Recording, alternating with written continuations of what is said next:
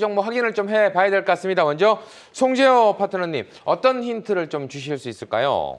네, 오늘 이제 반도체 관련해서 한번 가져왔는데요. 네, PCB 기판 3인방 중에서 시가총액 1위 기업이고요.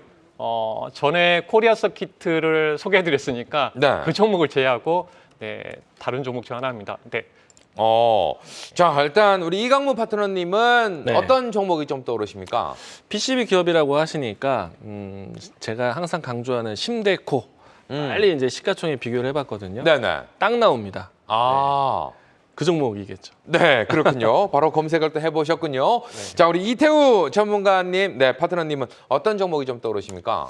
저는 이 기업을 보면은 더덕이 떠오르지 않나라는 생각이 드는데, 사실 이 기업이 제가 생각하는 기업이 맞다면은 네. 더덕보다 훨씬 더 좋은 기업이지 않을까 생각을 하고 있습니다. 자, 일단 더덕보다는 큰 덕이 있는데 자, 부분이 조금 더 낫지 않았을까라는 생각도 들고 지금 채팅창 안에서는 심데코 중에 심택은 강무 파트너님 거라고 얘기하시는 분들도 있고요. 뭐 심택이 조금 많이 올라오는 듯한 모습이 좀 보여지고 있는데 자, 그 와중에 또 미더덕까지 올라오고 있습니다, 지금. 자, 송지호 파트너님, 정답과 동시에 종목 부탁드리겠습니다. 네, 대덕전자고요. 어. 네, 심택은 오늘 올랐기 때문에 저희도 바닥권에서 보유하고 있는 종목 중에 하나입니다. 근데 그건 들고 올 수 없으니까 대덕전자를 지금 소개하려면 결국은 이제 기판 쪽인데요. 이제 이 기업은 이제 최근에 이제 FCBGA 쪽, 비메모리 쪽을 투자를 많이 해놨습니다. 그래서 이 회사는 이제 메모리하고 비메모리 쪽으로 연결된 기업을 보시면 돼요. 그래서 최근 메모리 업황이 좀 회복되고 있고 이제 AI 쪽으로 투자하는 과정에서 봤을 때는 지금 DDR5도 당연히 AI 쪽으로 연결돼서 이제 어떤 그 수요가 커진 것을 봐서 전 DDR5에 대한 기판이 지금 3분기에서도 대덕전자 그 전체적으로 D램에서 50% 정도 상회했거든요. 그렇다면 4분기에도 더 많이 좋아졌을 것 같고, 또 2024년도에는 DDR5가 본격적으로 출하가 연결됐기 때문에 저는 DDR5에 대한 어떤 기판, 특히 기판이 우리가 기존 DDR4하고 5하고 다른 점이 우리가 전력 반도체라든지 이런 수도부들이 들어가기 때문에 단가도 높습니다. 그래서 지금 서버 쪽에 관련해서 투자가 확대되고 있으니까 DDR5, 그리고 우리가 지금 최근에 이제 AI 쪽에서 온 디바이스 AI, 우리가 모바일 쪽을 먼저 받았는데요. 최근에 그 산업통상자업에 나오게 되면 이제 AI인데 PC 쪽에 들어간 AI 쪽에 수요가 커지고 있다. 그러면 결국은 우리가 반도체는 비메모리하고 메모리하고 결합이거든요. 그렇다면 이 시스템 반도체에 들어가는 FCBGA 이쪽에 대해서 대덕전자 수혜가 될 것 같고, 또 여기에 온 디바이스 AI가 전장으로 연결되기 때문에 전장에 들어가는 FCBGA 쪽도 대덕전자와 연결돼 있으니까 아마 올해 시간이 갈수록 내년까지 전반 성장세가 이어질 것 같습니다. 그래서 대덕전자를 지금 오늘 이제 수렴하고 나서 이제 고개를 들고 있으니까 좀 관심 있게 보시면 좋을 것 같습니다. 자, 종목에 대해서 한마디씩 좀 들어보도록 하겠습니다. 이강무 파트너님이 바라보는 네. 대덕전자, 심데코 항상 이야기를 해주셨지만 세 종목 중에서 어떻게 좀 보고 계십니까? 어떻게 보면은 이제 심데코 중에서 심택은 온디바이스 AI라든지 그리고 코리아 서킷, 뭐 또 CXL이라든지 이런 키워드들이 뭐 하나씩 나눠 가졌는데 네네. 사실 대덕전자는 어떤 키워드를 아직 못 받았어요. 근데 지금 이제 시청자분들이 빼놓지 않고 꼭 보셔야 되는 게 DDR5. 이 키워드는 대덕전자 거다. 어허. 네, 근데 이제 우리가 슈퍼 사이클을 기대해 본다라면은 디램에 대한 실적 개선, 실적 어닝 서프라이즈 보셔야 되는데, 네. 일단 업계 내에서 가장 큰 매출, 연간 1조 매출을 PCB 기업들이 냅니다. 근데 이제 작년 같은 경우에 반도체 조금 둔화세가 있었고, 뭐 메모리 반도체 수요가 사실 생각보다는 크지 않았기 때문에 작년은 좀 저조했는데 올해 다시 한번 또 1조 원 매출 다시 달성할 수 있다라고 보거든요. 네네. 저는 사실 심데코 다 좋은데 지금은 또 대덕전자의 바통이 올 때가 왔다. 큰 네. 덕이 있습니다. 그렇군요. 네. 자, 우리 이태우 파트너님은 어떻게 보고 계십니까? 대덕전자.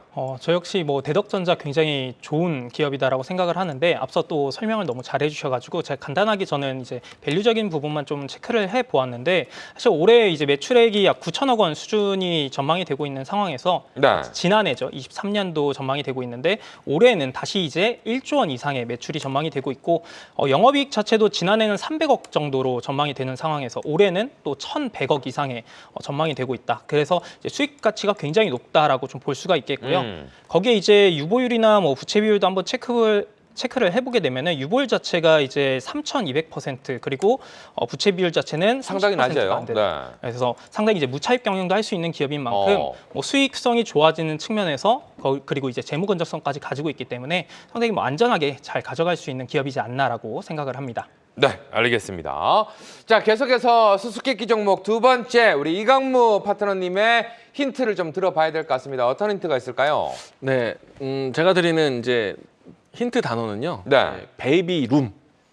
베이비룸. 네, 베이비룸이다. 네. 네. 어허. 자, 우리 이태우 파트너님이 예상되는 종목이 좀 있을까요? 사실 베이비룸만 들었을 때 쉽게 예상은 안 가는데 저출산 관련 섹터이지 않을까라는 생각 정도만 좀 들고 있습니다. 베이비란 단어가 좀 들어가기 때문에.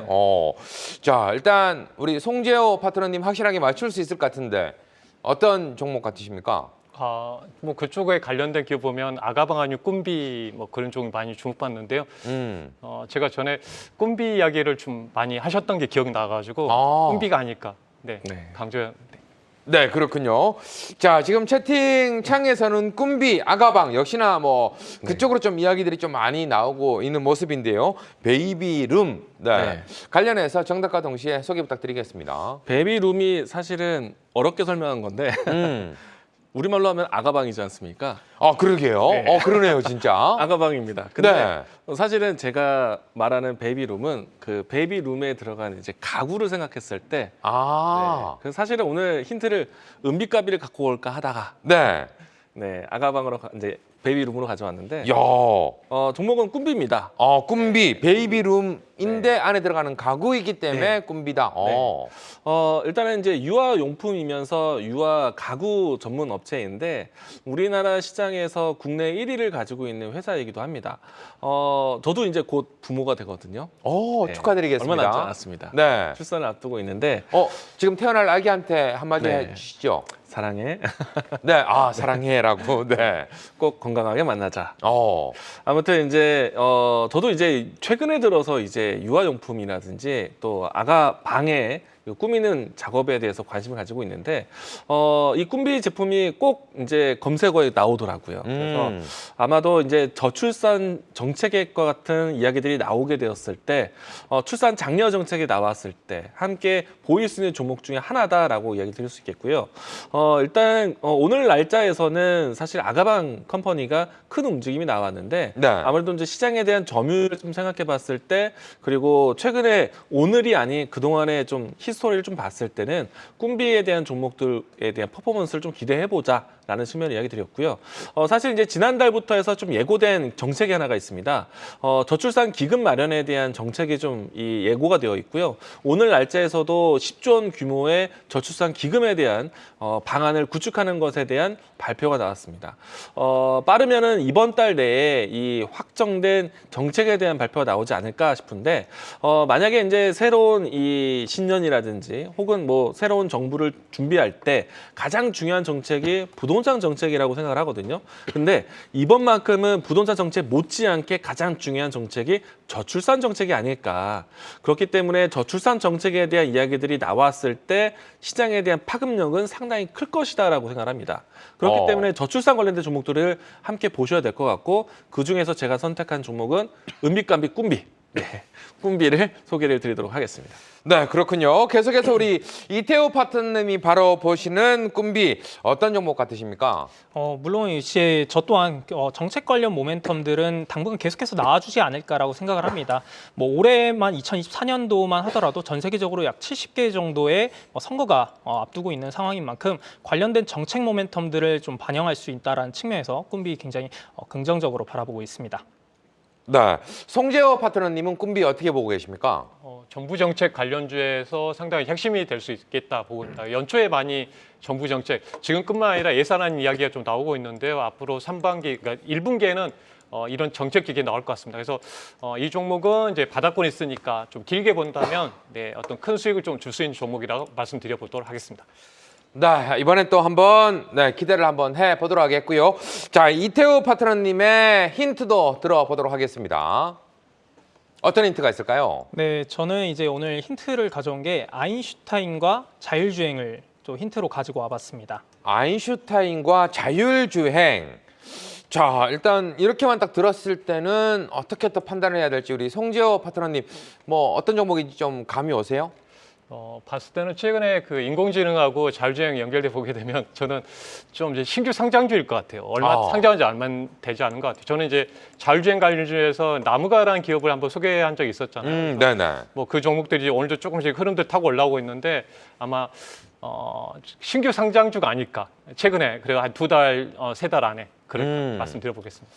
자, 이게 이렇게만 더 들었을 때는 조금 어려운 감들이 있어서 그런지 채팅창에 또 올라왔네요. 스마트 레이더라고 올라오긴 했는데 자, 우리 이강무 파트너님은 어떤 종목이 좀 떠오르십니까? 네. 지금 들어보니까 스마트 레이더 같아요.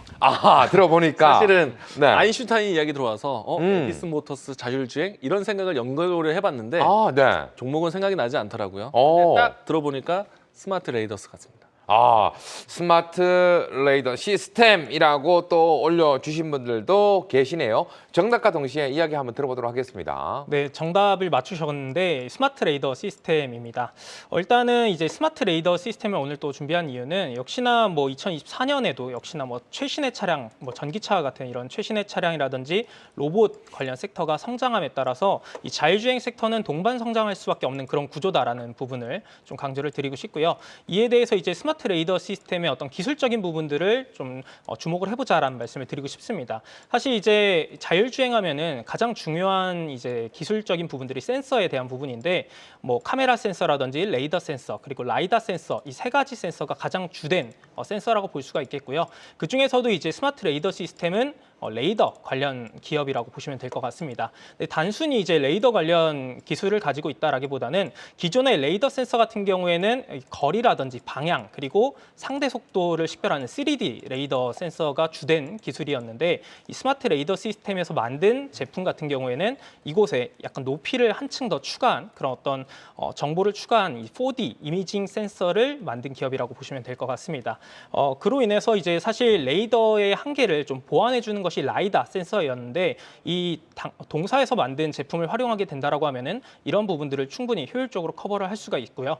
그리고 이제 가격적인 측면에서도 라이다 대비 20에서 30% 수준은 좀 더 저렴하기 때문에 가격 경쟁력까지도 체크를 해볼 수 있다라고 보시면 될 것 같습니다. 그래서 현재는 뭐 현대모비스라든지 GM과 협업을 하고 있고 단순히 이 자동차뿐만 아니라 이번 연도부터는 LG전자에 들어가는 어떤 TV라든지 냉장고에도 해당 동사의 기술적인 부분들이 도입이 되기 때문에 충분히 가전에도 우리가 적용할 수 있다라고 보시면 될 것 같습니다. 그래서 사실 지금까지는 상장 전과 상장을 했을 당시에는 실적에 대한 부분들이 영업이익 적자가 기록이 됐었는데 올해부터는 본격적으로 이제 북미 위주의 레퍼런스는 이미 확보가 되어 있고 국내에서도 시장 사업이 좀 본격화될 것으로 전망이 되고 있기 때문에 올해 이제 가이던스 매출액이 전년 대비했을 때 약 500% 이상 그리고 영업이익은 흑자 전환할 수 있는 그런 기업이라는 부분을 강조를 드리도록 하겠습니다.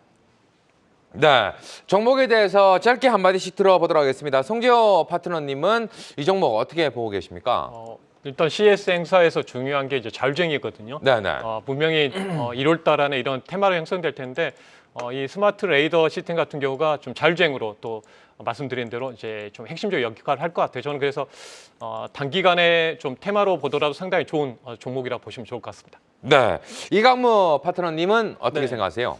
마찬가지인데요. 뭐 CES에서의 뭐 모빌리티 사업에 대한 내용들뿐만 아니라 얼마 전에 정부 정책에서도 이 지능형 교통 시스템에 대한 내용들이 나왔거든요. 그러면은 이와 같은 센서 관련된 사업들이 주목을 받을 수가 있습니다. 그래서 이 종목에 대한 모멘텀은 긍정적이다라고 이야기드리겠습니다. 네, 알겠습니다.